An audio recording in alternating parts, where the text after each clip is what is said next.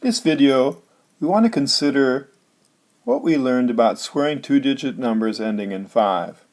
So let's remember what Professor Benjamin said.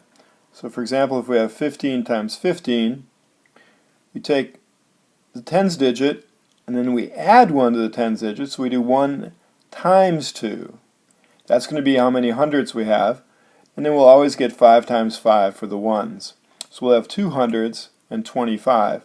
So when we multiply 25 by 25, we say 2 times 3, times 2 plus 1, 3, will give us the number of hundreds. So we'll have 6 hundreds and 25. So what will we have if we're going to square 55? So the number of hundreds will be 5 times 5 plus 1. It will be 5 times 6. So to get the hundreds, we'll do 5 times 6, and we'll still have 25. So we'll have 30 hundreds and 25.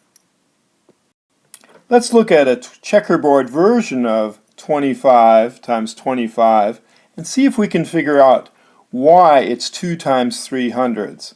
So the first part is obvious, right? The 5 times 5 gives us 25 ones. Why is it that the other thing that we get is 2 times 3 hundreds?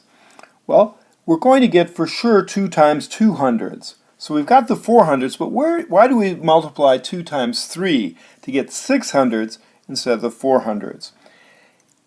See if you can figure it out. It has something to do with the 5s here. Well, if I multiply 20 by 5, so I multiply 20 by 5, I get what? I get 100, but then I multiply 20 by another 5. Well, what is it like if I multiply something by 5 and then I add it to multiplying something by 5? Well, it's like multiplying by 10, isn't it? So if I take my two tens and I multiply by 10, I'm going to get that third set of 200s.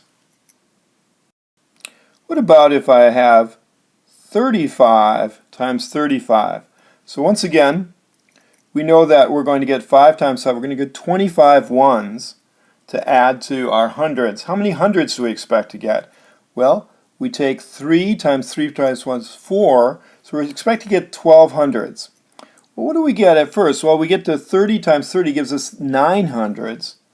How are we going to get the extra 300s? We can almost think of it as if I take these 5 tens and put them with these 5 tens, these 5 with these 5, and these 5, I'm going to get 300s. This makes our 300s. How did we get there?